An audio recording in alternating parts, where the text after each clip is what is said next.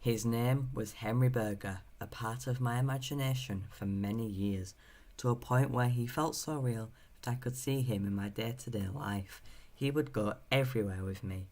It was the peak of summer. I was on a plane to a place so warm and peaceful, it felt out of this world. The peace, however, did not even feel real. The presence of Henry Berger made my world empty and serene. He was the only person I ever could remember.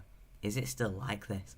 I ended off my day with a well-deserved early night, and I woke up to check my mailbox like I usually do most mornings, and I found a strange letter inside of a sealed plastic wallet. It read, "Dear Greater Power, his name is Benjamin, as you could have guessed, and he is 22 years old. To this day, the presence of Henry Berger still haunts him. Who is he? What is he?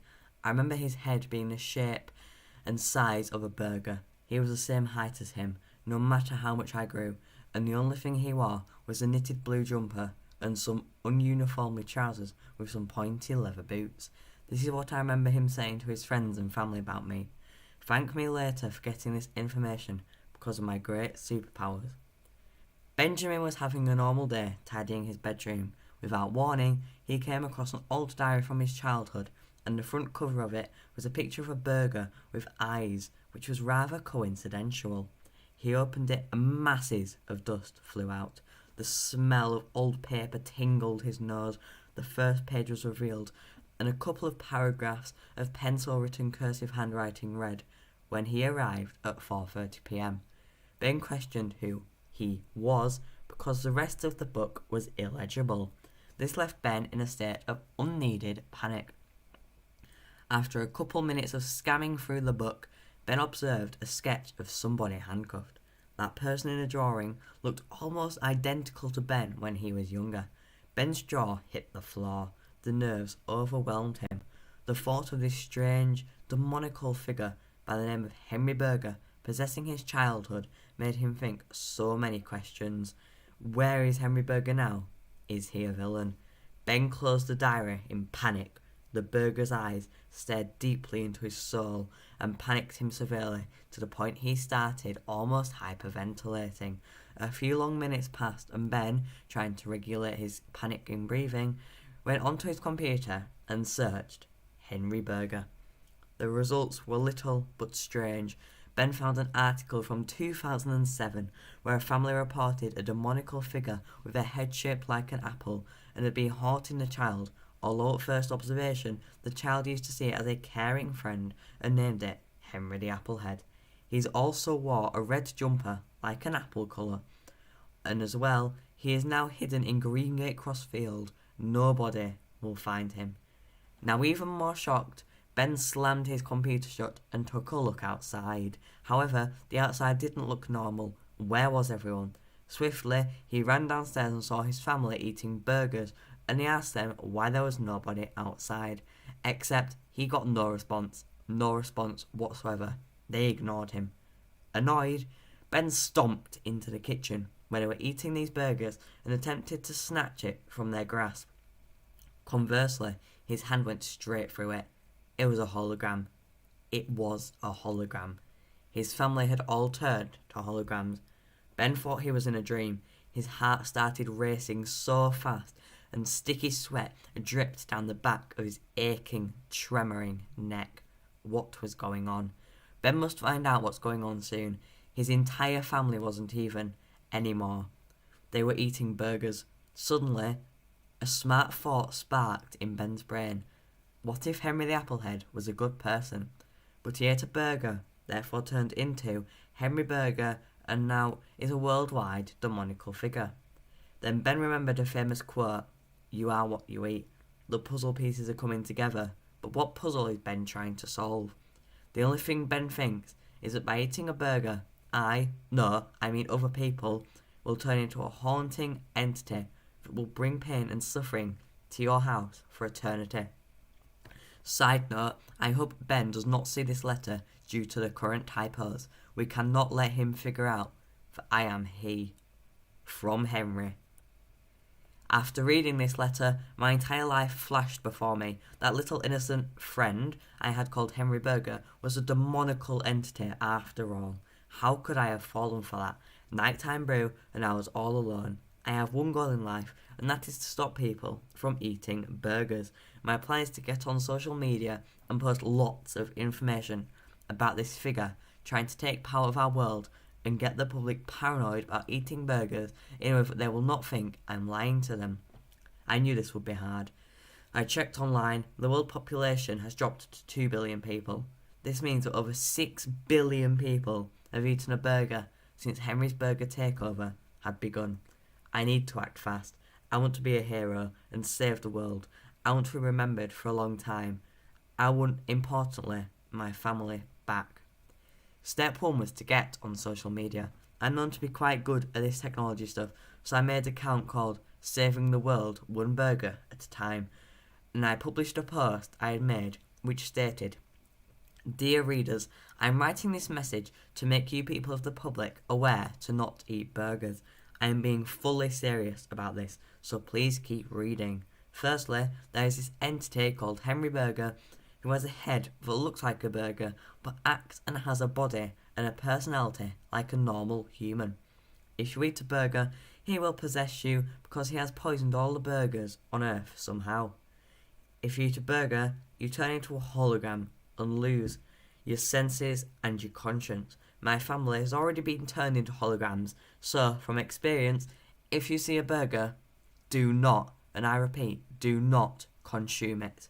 Thanks for your time." It has been 24 hours since I posted this message, and there are already 2,000 comments on it. I checked them with intrigue.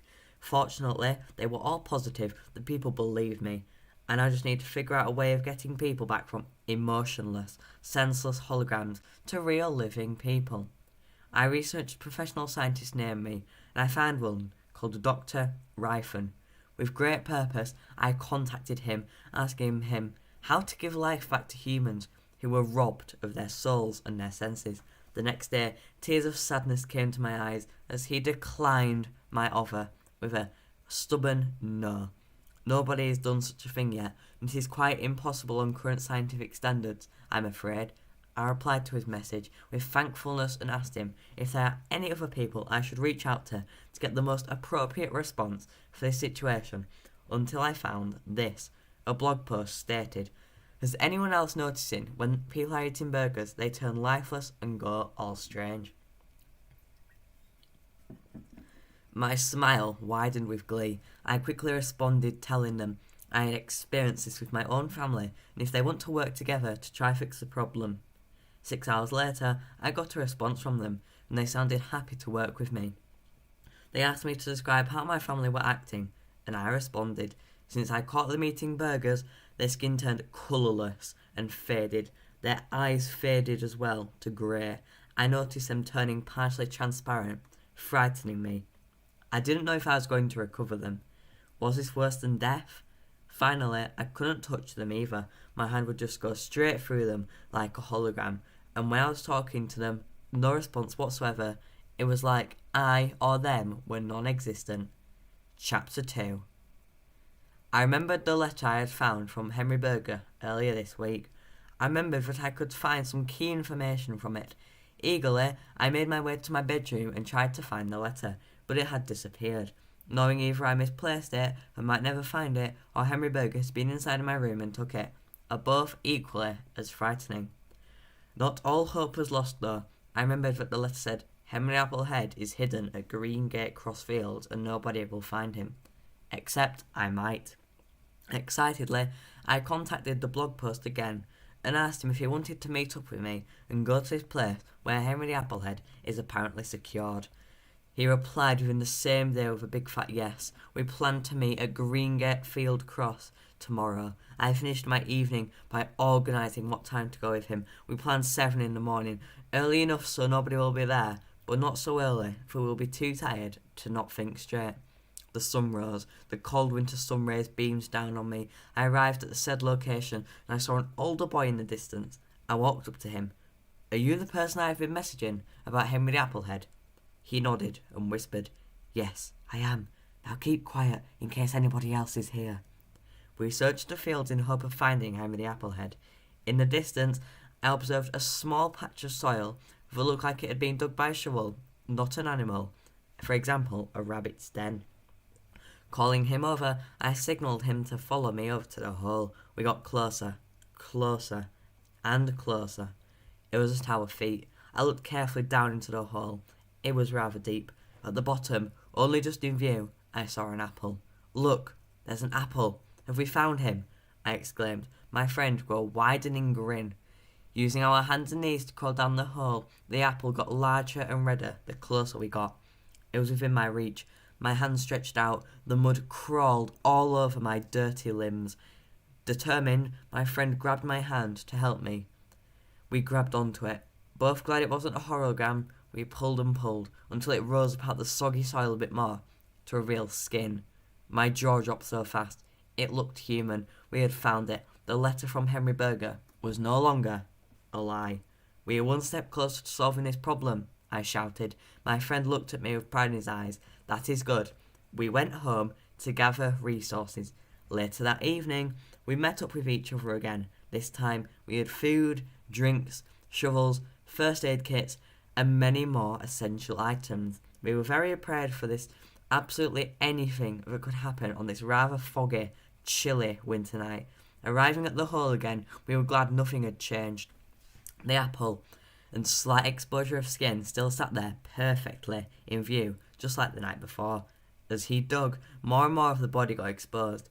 More and more of the neck was out, and more of the cold began to touch his skin, whatever he was. Even down the supposedly sheltered hole, suddenly I was frightened when I saw the colour of his jumper.